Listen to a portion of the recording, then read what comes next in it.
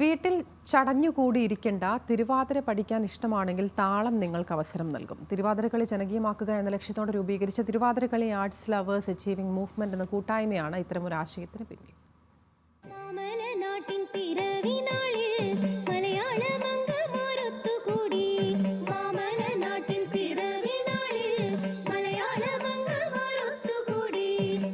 ഇവിടെ ആരും തിരുവാതിര പഠിച്ച് വന്നവരല്ല. വീട്ടമ്മമാരും ജോലിക്കാരായും ബിസിനസ്സുകാരായും അവരുടെ ലോകത്തിൽ മാത്രം ഒതുങ്ങിക്കൂടിയവരാണ്. ഒരു ഓണത്തിന് നടത്തിയ ഒത്തുകൂടലിലാണ് ആയിരക്കണക്കിന് പേരംഗങ്ങളായ താളം എന്ന ട്രസ്റ്റിലേക്ക് എത്തിയത്. വാട്സപ്പ് വഴിയിട്ടാണ് പരസ്പരം ബന്ധപ്പെടുന്നത്. ഞാൻ കല്യാണമൊക്കെ കഴിഞ്ഞ് കുട്ടികളൊക്കെ ആയി എല്ലാത്തിനും ശേഷമാണ് തിരുവാതിരക്കളിയിലോട്ട് വന്നത്. ഒരു 2002 മുതൽക്ക് ഞാൻ ചെറുതായിട്ട് തിരുവാതിരക്കളികളൊക്കെ കളിച്ചു തുടങ്ങി. ഫാമിലി അതെ, മക്കളും അതെ.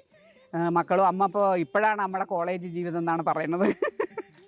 അമ്മ ഇപ്പോഴാണ് എൻജോയ് ചെയ്യണത്. അതുവരെ നമ്മൾ കല്യാണം കഴിഞ്ഞ് കുട്ടികളാവലെ, അവരുടെ പഠിത്തം, കല്യാണം കഴിച്ചു കൊടുക്കൽ, പേരക്കുട്ടികളൊക്കെ വളർന്നു.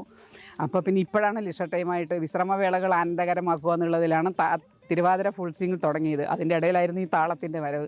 അടുത്ത 3 വർഷത്തേക്ക് വിവിധ മേഖലകളിൽ തിരുവാതിരക്കളി അവതരിപ്പിക്കാൻ കേന്ദ്ര വാർത്താവിനിമയ മന്ത്രാലയം താളത്തെ തെരഞ്ഞെടുത്തു. ചുവട് വയ്ക്കാൻ വലിയൊരു അവസരം കൈവന്നതിൻ്റെ സന്തോഷത്തിലാണ് ഇവരിപ്പോൾ. ഞങ്ങൾക്ക് റീസെൻ്റായിട്ട് ഞങ്ങൾ central bureau of communication screening ഉണ്ടായിരുന്നു. അവർ അപേക്ഷ ക്ഷണിച്ചിരുന്നു. ഞങ്ങൾ അവിടെ പോയി സ്ക്രീനിങ്ങിൽ പങ്കെടുത്തു. വളരെയധികം ടഫ് കോമ്പറ്റീഷനായിരുന്നു. ഞങ്ങൾ കിട്ടുന്നൊന്നും പ്രതീക്ഷിച്ചിട്ടുണ്ടായിരുന്നില്ല.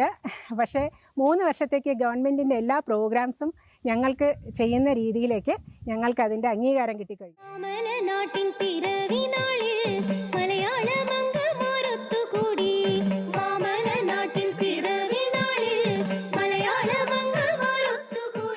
കേരളത്തിനകത്തും പുറത്തും ഒട്ടേറെ നൃത്ത ടീമുകൾ താളത്തിന്റെ കീഴിലുണ്ട്.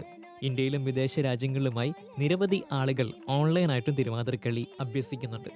തിരുവാതിരക്കളി ജനകീയമാക്കുക മാത്രമല്ല, നിരവധി സ്ത്രീകൾക്ക് അടുക്കളയിൽ നിന്ന് അരങ്ങത്തേക്ക് വരാനുള്ള അവസരം കൂടിയാണ് താളം നൽകുന്നത്. അത് ഇനിയും തുടരുകയും ചെയ്യും. പാലക്കാട് നിന്ന് അരുൺ പുതുപ്പാടിക്കൊപ്പം ആഷിഖ് റഹ്മാൻ, ന്യൂസ് മലയാളം.